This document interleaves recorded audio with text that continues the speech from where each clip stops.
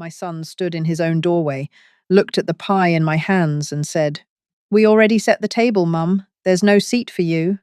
He said it the way you'd tell a delivery driver they had the wrong address. Polite, a little tired. Behind him, I could hear my grandchildren laughing, and Tara's mother saying something about the wine, and the warm yellow light of that house spilled out onto the cold porch where I stood holding a pumpkin pie. I'd baked at 5 that morning. I'd driven 40 minutes in the dark to be there. I had the recipe in my head before either of those children was born. And my own son was telling me there was no chair for me at a Thanksgiving table I had paid for half the food on.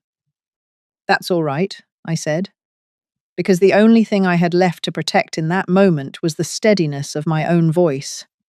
"I'll just leave this for the kids." "They've got dessert covered," Brian said. Tara's mom brought a whole spread. Behind him, I saw Tara cross the hallway with a serving bowl, glance at me on the porch, and not slow down. That look stayed with me longer than Brian's words did. I nodded.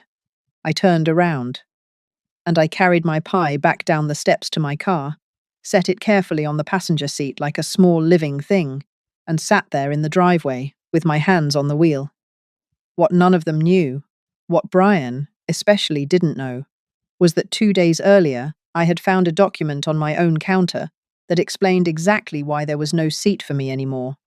And by the time that pie went stale, I would understand that the locked door I'd just walked away from was the smallest problem I had. But I'm getting ahead of myself.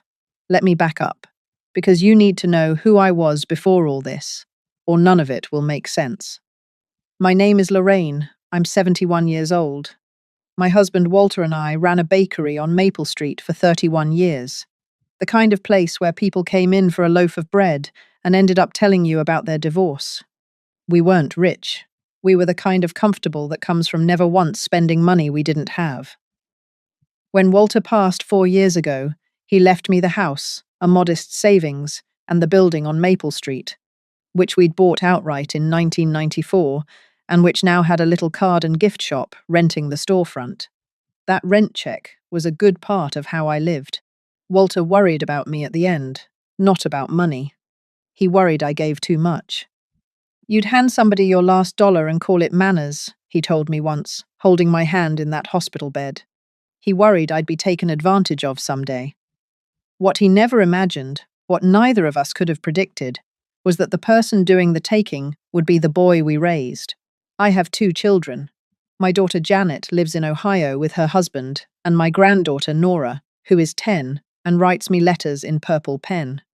And my son Brian, who lives 20 miles away with his wife Tara and their 2 little ones, Sophie and Caleb.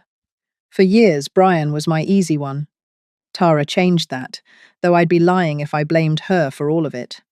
Brian made his own choices. He just made them quietly, while she did the talking. It started small, the way these things always do. A comment here, a look there. About a year ago, Tara began saying things like, "Lorraine, you really shouldn't be climbing ladders at your age." When I changed a light bulb, then it was, "Are you sure you can keep up with the building? Tenants, repairs, all that paperwork. It's a lot for someone in your situation." My situation. As if widowhood were a medical condition. I let it go. I'm telling you all of this so you understand that I was patient long past the point where patience was wise. I told myself she meant well. I told myself a lot of things. Then came the day, 2 days before that Thanksgiving, when I drove out to Brian's to drop off some of Sophie's birthday photos I'd had printed. Nobody was home, but the side door was unlocked, the way it always was. So I let myself into the kitchen to leave the envelope on the counter. And next to the fruit bowl, in a neat stack, sat a set of legal-looking papers with a sticky note on top in Tara's handwriting. The note said, "Bring to Marcus Free POA plus the financial review. Don't mention to L until after." L, that was me. Don't mention to me. I stood in that kitchen for a long moment. Then I did something I'm not proud of and would do again in a heartbeat. I took out my phone and photographed every page. POA. I knew what that stood for. Power of attorney. a document that would let someone make legal and financial decisions on my behalf. A financial review I wasn't supposed to know about, with someone named Marcus on Friday. I put the envelope of photos down, left the papers exactly as I'd found them, and drove home with my heart going like a rabbit. And that, you see, is why 2 days later there was no seat for me at the table. They weren't planning a dinner. They were planning a takeover, and the dinner was just the first move. Get the old woman used to being on the outside, used to not being consulted, used to being managed. I just hadn't read the whole script yet. That night, sitting in my driveway with the cold pie beside me, I did not cry, and I did not call anyone. I went home, and I took out the small spiral notebook I've kept on my kitchen table for 20 years, the one where I write down what matters. And I wrote one line, the first entry in what would become a very full week. Today, my son told me there was no seat for me, so I will find out who built the table. Then I went to bed, and the next morning I started reading. The photographs on my phone were clearer than I'd hoped. The top document really was a durable power of attorney, drafted to name Brian as my agent over all financial and property matters. It hadn't been signed. There was a blank line waiting for me. Underneath it was a second document, and this one made the bottom drop out of my stomach. It was a printout of an email, and the subject line read, Assessing capacity, next steps. I'm not a lawyer, but I ran a business for 3 decades, and I read every contract I ever signed twice. I read that email 5 times. It was from someone whose signature block said he was a care coordination consultant, Marcus, presumably, and it laid out, in gentle, bureaucratic language, the steps a family could take when an aging parent shows signs of decline and resists assistance. It mentioned getting a capacity evaluation. It mentioned, if necessary, petitioning the court for guardianship or conservatorship. Guardianship, conservatorship. I sat down hard at my kitchen table. If you don't know what those words mean, let me make it plain, because I had to learn it fast. A conservatorship is when a court decides a person can no longer manage their own affairs and hands that power to someone else. Your money, your property, your decisions. It happens to ordinary old people every single day, quietly, in family courtrooms all over this country. And the most common people to file for it are adult children. Sometimes because they're truly worried, and sometimes because mom is sitting on a paid-off building generating rent, and they've decided they shouldn't have to wait for her to die to get their hands on it. My son wasn't trying to disinherit me. He was trying to declare me already gone. I want to be honest about what I felt in that moment, because it wasn't rage. Rage would have been easier. What I felt was a cold, clear quiet, like the air right before snow. They thought I was soft. They thought I was old and trusting and easy. And they were about to learn the difference between an old woman and a foolish one. I sat at that kitchen table for 41 minutes. I know because I watched the clock on the stove. I didn't pace. I didn't make calls. I didn't write angry messages. I just sat and let the panic burn off and let the thinking start. Walter always said I did my best work after I stopped being scared and started being precise. Then I made a list in my notebook of everything I now knew and everything I needed to find out. And the first thing I needed to find out was how far this had already gone. It had gone further than I knew. That's the thing about these stories. Every door you open shows you a room you didn't know was there. 2 days later, before I'd even decided what to do, Tara came to me. That surprised me. She rang my doorbell on a Saturday morning with Sophie and Caleb in the car. Said she had errands. Asked if I'd watch them for an hour. Of course I said yes. They're my grandchildren, and none of this was their fault. But she didn't leave right away. She lingered in my front hall, and I understood she'd come to take my temperature, to find out whether the old woman suspected anything. You seemed upset at Thanksgiving, she said, smiling. I hope there's no hard feelings about the seating. It just got so crowded. No hard feelings, I said, and waited, because the person who speaks second usually learns more. She looked around my front hall, at Walter's photographs, at the good rug, the way a person looks at a room they've already mentally redecorated. Then she said it, still smiling, soft as butter. You know, Lorraine, I think it would do you a lot of good to let other people carry some of the weight. The building, the money, all of it. You've earned a rest, she tilted her head. And honestly, a woman your age, alone out here, hanging on to everything so tightly, people are going to start to wonder if you're really thinking clearly. We just want to protect you from that, before it becomes a problem. There it was, the smile and the knife in the same sentence. People are going to start to wonder if you're really thinking clearly. That wasn't a worry. That was a preview. She was telling me, to my face, that if I didn't hand it over willingly, they would make the case that I couldn't be trusted to hold it at all. That's very thoughtful, I said. I'll give it some thought. And I closed the door and stood behind it with my hand flat against the wood, because now I knew this wasn't carelessness or even greed exactly. It was a plan, and Tara had just told me the plan would proceed with or without my cooperation. The only question left was who would finish building their case first, her or me. I started gathering that afternoon. I called the post office because something had been nagging me. For 2 weeks, my rent check from the storefront tenant hadn't arrived, and I'd assumed it was the holidays. But when I asked, the clerk told me a mail forwarding request had been submitted on the building's address, forwarding the building's mail to Brian and Tara's house. They hadn't just talked about managing my property. They had quietly started rerouting it. Whoever controlled that mailbox controlled the rent, the tax notices, everything. I felt the floor tilt, and then I felt something harden in me that I hadn't felt since Walter's funeral, when his own brother tried to walk off with his watch collection. I filed a request to reverse the forwarding that same hour. But I understood now that this was not a misunderstanding I could fix with a phone call. This was a plan, with a timeline, and Friday, the day on that sticky note, was bearing down. I waited 41 hours before I called a lawyer. I want you to understand that was a choice, not a delay. I needed to walk into that office knowing more than they did, with my facts in order. Not as a frightened old woman, but as a client with a problem and a goal. So I spent those 41 hours gathering. I pulled 3 years of bank statements and saw, plain as day, that there had been no irregular spending, no missed bills, no confusion, because the whole guardianship game rests on convincing a court you can't manage your own affairs.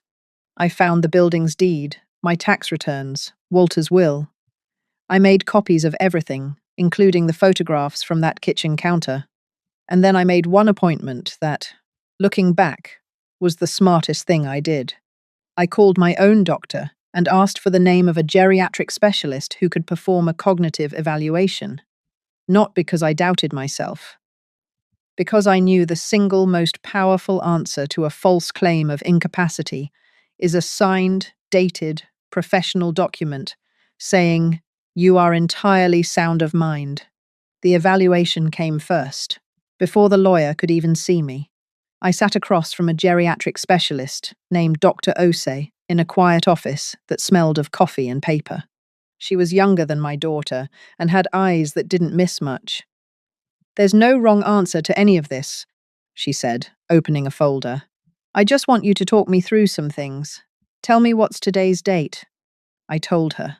The date, the day, the season, the name of the sitting president, the floor we were on. Good. Now I'm going to say 3 words, and I'll ask you to repeat them back later. Apple, table, penny. She made a note. "Can you spell world backwards for me?" DLROW, I said. Walter used to make me do that one at parties. He thought it was funny. She smiled and slid a sheet across the desk. "I'd like you to take 100 and subtract 7. Then keep subtracting 7. 93, 86, 79, 72. I kept going past where most people stop. "Do you want me to do the building's quarterly taxes while I'm at it? I can do those in my head too." She laughed. Then she got quieter, more careful. "Lorraine, can I ask why you came in for this? Most people your age, We're chasing them to get them in the door. You called us. So I told her. The papers on the counter. The note that said, "Don't mention to L. Marcus." The word conservatorship. The mail quietly rerouted to my son's house. I told her flat and plain, the way you'd describe a recipe. And when I finished, she set down her pen. "The 3 words," she said. "Can you say them back?" Apple, table, penny. I looked at her. "I've been remembering things people wished I'd forget for 50 years, Doctor." "I'm not going to start now." She wrote for a long time. Then she looked up, and there was something fierce under her professional calm. "I'm going to put this in writing today, and I'm going to be unambiguous, because I've watched this exact thing happen to other women in that chair, and it makes me sick. You have full decision-making capacity. No impairment. None. If anyone tries to tell a court otherwise, you bring them this." She signed the page, dated it, and had her assistant notarize it before I left. "That," she said, handing it to me, "is your shield. Don't let it out of your sight." The next morning, with the shield already in my folder, I sat across a wide desk from an elder law attorney named Raymond Coyle. He was about my age, reading glasses pushed up into white hair, the unhurried manner of a man who has seen every kind of family cruelty and stopped being surprised by any of it. I laid the folder down and told him everything in order. When I finished, he was quiet a moment. Then he said, "Lorraine, you found this before they filed. Do you understand how rare that is? Most of my clients come to me after they've been served. You walked in with the blueprint and a doctor's note." He tapped the folder. "We can win this without ever raising our voices. We do it on paper. Tell me, who do you actually trust?" "My daughter Janet. And eventually my granddaughter Nora, but she's 10. Then here's what we build." He pulled a legal pad toward him. "First, a revocable living trust. You're the trustee, meaning you, and only you, control every dollar while you're alive. We move the house and the Maple Street building into it. A trust you control can't be hijacked by a guardianship petition the way loose assets can. We're taking the keys out of the ignition and putting them in your pocket." "And the children?" I asked. "I have 3 grandchildren. I won't play favorites." He looked at me over the glasses, and I think that's the moment he decided he liked me. "Most people in your chair want to swing the hammer," he said. "They want to cut the sun out and let him feel it. I'm not going to do that." "Why not, after what he let happen?" I thought about how to say it. "Because Sophie and Caleb and Nora didn't do anything but get born into this. If I punish Brian by punishing his children, then I've become a smaller version of the thing I'm fighting." I folded my hands. "All 3 grandchildren, equal shares, paid out when they come of age, not before. And I want one steady hand to manage it fairly for the others when I'm gone." "Successor trustee," Raymond said, writing. "Who?" "Nora, the one who writes me letters in purple pen. Not because she's the favorite, she gets the same share as the others. Because she's the steady one. Equal love, one steady pair of hands." He stopped writing and looked at me. "That," he said, "is the fairest instruction I've been given in a long time." Then he set down his pen. "Now, there's one more thing, and it's the part that protects all of it, a clause. We write it so that any beneficiary or any beneficiary's parent, acting for them, who initiates or supports a legal action to declare you incompetent, or to seize control of your assets during your life, forfeits their child's standing to a minimal share." He let that sit. "We don't name Brian. We don't name Tara. We don't have to. We just make the very thing they're planning the trigger that blows up in their own hands. So, if they file," I said slowly, "they don't just lose, they cost their own children." "Cause and effect," Raymond said. "I baked for 31 years, I told him. "Cause and effect is the whole business." He almost smiled. "Last thing, we send 1 letter. Certified mail, return receipt requested, so there's a legal record of the day it lands and the signature of whoever takes it. Short, polite. It tells your son you've completed a full estate plan with council, passed a capacity evaluation, and placed all your assets in a trust under your sole control. No threats. No accusations. It just closes every door they've been trying to pry open and does it in a way a judge can read later. I signed the trust over the next week. We transferred the deed to the building and the house into it. And then we mailed the letter. And I went home and made bread. Because that is what I do when I need my hands busy while my mind is at peace. The certified letter was signed for on a Tuesday. Brian called me Tuesday night. "Mom," he said, and his voice was strange, half angry and half something else. "What is this? What did you do?" "Tara says you've got some lawyer turning you against us." "I have a lawyer," I said. "And I turned myself, dear. Nobody else was needed." "You make it sound like we were trying to help you. You're getting older. The building's a lot. We just wanted to make sure." "Brian." I kept my voice level as a countertop. "I have a note in your wife's handwriting that says, 'Don't mention to Elle until after.'" "After what?" "After you'd had me sign a power of attorney I never read? After your Friday meeting with Marcus about my capacity?" "I read the email. I know what conservatorship means. So please don't tell me it was to help me." The silence went on a long time. I could hear Tara's voice in the background, sharp and low, asking what I was saying. "It wasn't like that," he finally said, and the fact that he couldn't put any conviction behind it told me everything. "It was exactly like that," I said gently. "But here's what matters now. I'm not going to fight you in a courtroom, because I don't have to. The house and the building are in a trust I control. I've been evaluated and found completely competent. And I've made arrangements for the grandchildren that are fair to all three of them. You don't need to manage me, Brian. You never did. Now go check on your kids." And I hung up, because there is a moment when the most powerful thing you can do is stop talking. I thought that might be the end of it. It was not. These things never end where you think they will, and the people who reach for your life don't let go just because you've made it hard. They get desperate. And desperation is its own second act. 4 days later, it stopped being about lawyers and started being about my name. My phone began buzzing in the early evening and didn't stop. First my sister-in-law, then a cousin I hadn't spoken to since Walter's funeral.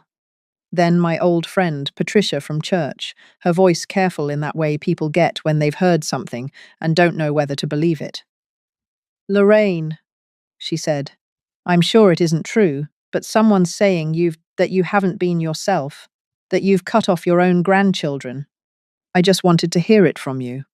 Tara had sent a long message to the entire extended family. I finally saw it when my daughter Janet called me in tears and read it aloud. It said, "I'd had a breakdown since Walter died. That I was confused, isolated, not the woman we knew. That a predatory lawyer had gotten his hooks into a vulnerable widow. That I had cruelly cut Brian's children out of everything, out of spite and paranoia." And she'd attached screenshots, my own short, clipped text to Brian, stripped of context, made to look cold and erratic. "I'm going to be honest with you, because I promised I would. That one got through. The conservatorship hadn't frightened me the way this did. Money and property, I could armor. But sitting in my kitchen, holding a phone full of relatives, wondering whether I'd lost my mind, I felt something I hadn't felt through any of it. I felt alone, and I felt the cold possibility that a lie repeated by enough people becomes a kind of truth. Aunt Carol called and actually said the words, "Well, Lorraine, there are two sides to everything." And I sat at my table and, for the first time in the whole ordeal, I put my head in my hands. I let myself feel it for a while, and then I dried my face, and I remembered what Dr. Osei had said. "You bring them this." I had built the answer to this exact attack weeks before it came. I just had to use it. I didn't write a long defense. I didn't argue. I called Janet back. "I'm going to send you 3 things," I said. "I want you to read them, and then you decide for yourself what's true." I sent her Dr. Osei's, signed, notarized, evaluation, full decision-making capacity, no impairment. I sent her the certified letter Raymond had written, calm and loyally and dated. And I sent her one photograph. Just one. I didn't need the rest. The sticky note, in Tara's own handwriting, bring to Marcus Free POA plus the financial review. Don't mention to Elle until after. Janet was quiet on the phone for a full minute. Then she said, slowly, she wrote, don't mention to Elle until after. After. They were going to have you sign something and not tell you what it was. Her voice cracked. And there's a doctor's report, notarized, saying you're completely fine. Better than fine, apparently, I said. Unusually lucid. I'm thinking of having it framed. She laughed, that wet, relieved laugh, and then she got fierce. I'm sending all three to the whole family, not to fight. Just so they have the truth and not only her version of it. You don't have to do that for me, I said. I'm not doing it for you, she said. I'm doing it because it's true, and because Sophie and Caleb deserve a family that knows the difference. You cannot run a campaign claiming a woman is confused and manipulated when she calmly produces a notarized evaluation, a lawyer's letter, and the receipt for your own plot in your own handwriting. The screenshots Tara hoped would convict me, convicted her instead. Patricia called back within the hour to apologize. Even Aunt Carol went quiet. That is the whole difference between shouting and documentation. Shouting fades by morning. A signed page is still there in the drawer when the noise stops. A week after that, my doorbell rang on a grey afternoon, and it was Brian, alone. No Tara, no kids. He stood on my porch the way I'd stood on his, and there was something undone about him. A man who'd been arguing with himself for days. Can I come in? He asked. I made coffee. Because you can be wronged by someone and still pour them a cup. The two things don't cancel out. We sat at the kitchen table, the same one where I'd sat for 41 minutes, deciding who I was going to be. The group message was Tara's idea, he said, staring into the mug. I told her not to send it. I told her it was going too far. He looked up. But I'm not going to sit here and pretend the rest of it was all her. The papers were on my counter, Mom. I knew what they were. I let myself believe it was for your own good, because that was easier than admitting what it really was. And what was it really? I asked. I wasn't being cruel. I needed to hear if he knew. He was quiet, a long time. We're underwater, he finally said. The house, 2 car payments, the kids' activities, Tara's parents help us and never let us forget it. And I'd look at that building, just sitting there making money, and I'd think she doesn't even need it, and we're drowning, and someday it'll be ours anyway. So why not just manage it now? He pressed a hand over his eyes. I started thinking of you as a stage of an inheritance, instead of as my mother. I don't know when that happened. I'm ashamed of it. And there it was, the truest thing he'd said in a year. He hadn't stopped loving me. He'd started seeing me as a thing he was waiting to receive. That's the quietest cruelty there is, and most people who do it never once say it out loud. I appreciate you saying that, I told him. I do. But Brian, you need to hear what's true now, even though it's hard. The trust isn't revenge. It's a fence, and you taught me I needed one. The grandchildren are all taken care of, equally, fairly, the way I'd have done it anyway. I'm not cutting Sophie and Caleb out of my heart or my life. But I am never again going to hand the keys to my life to someone who decided I'd had it long enough. I put my hand over his. If you want to be in my life, you're in it as my son, not as my agent, not as my heir in waiting. Just my boy, that's the only seat I'm offering. But it's a good one, and it's always yours. He cried then, the way grown men cry, ashamed and trying to hide it. And I held his hand and let him, because forgiveness and boundaries are not opposites. You can do both at the same time. I just had to learn how. That was 8 months ago. I want to tell you where things stand, because the ending matters as much as the storm. Tara and I are cordial and careful, which is honestly more than I expected, and exactly enough. She knows I have the note. She knows I have the report.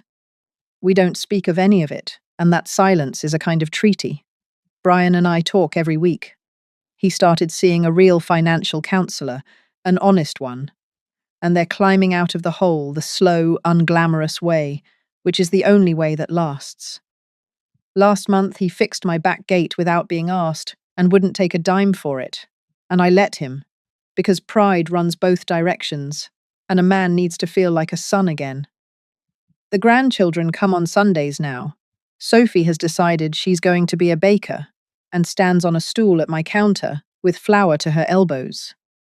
Caleb eats more dough than ever reaches the oven. Nora calls from Ohio every Sunday too, and she doesn't know yet that one day she'll be the steady hand holding the whole thing together for her cousins. And there's no rush for her to know. Let her be 10. Let her write her letters in purple pen. And the storefront on Maple Street, the little card shop, moved out in the spring, and I didn't rent it again.